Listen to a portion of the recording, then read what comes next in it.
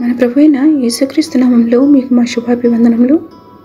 ఈరోజు దేవుని వాగ్దానము, తన్ను ఆశ్రయించు వారి ఎడల యెహోవా దయాళుడు, తన్ను వెదకు వారి ఎడల ఆయన దయచూపువాడు. నరులు ఆశ కలిగి యెహోవాను గ్రహించు రక్షణ కొరకు ఓపికతో కనిపెట్టుట మంచిది. విలాపవాక్యములు 3వ అధ్యాయము 25-26 వచనాలు. The Lord is good to those who wait for Him, to the person who seeks Him. It is good to wait quietly for the salvation of the Lord.